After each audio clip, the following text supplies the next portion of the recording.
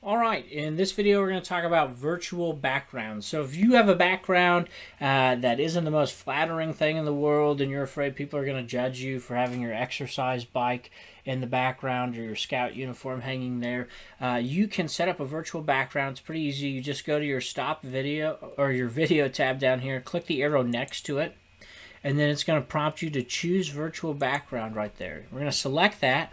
And just like that, you can see it. There are some nice default backgrounds here that you can just simply click on. And so there's the Golden Gate Bridge behind me. There's me as an ant, apparently, in a large field of grass. If I want to go out to outer space and suffocate, I can do that.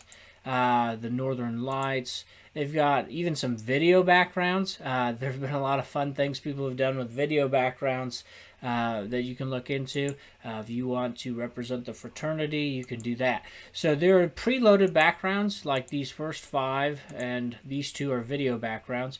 But you can also add a background. So simply go to this little plus sign up here, and then you can either pick an image or a video, and then it's going to navigate you to a place. So I actually have a whole folder saved of Zoom virtual backgrounds, but you can also get them from pictures or your downloads. And all you have to do is you just click on the one that you want and you hit open, and boom, that's your virtual background. Now, something to be aware of is these default virtual backgrounds work really well and pretty seamlessly integrate. Sometimes, though, when you pick a virtual background just from the web, they are not as well programmed, and so every once in a while, if you get to moving too fast, you turn into a disembodied head. And so you want to be aware of that. Sometimes it can look kind of silly, and sometimes you can disappear from the screen entirely. It's doing really well here, but yeah, if I get to moving my arm too fast, it zooms in and out. Unless you have like a true green screen behind you, you're gonna run into some problems with that. And so just be aware of that. If you don't move around too much, it's not a big deal, but every once in a while we'll have a judge that's just a disembodied head because they think they're fooling us because they took a picture of their courtroom, but they're really sitting at home in their pajamas. So that's something to know. There's also the ability to mirror your video, and then also if you have a green screen, it will change your settings with that.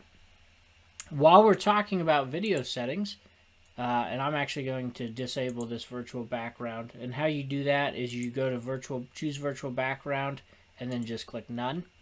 So while we're looking at video settings here, you can also pull up this, and it will allow you to choose what your source of camera is. Most will default to the webcam.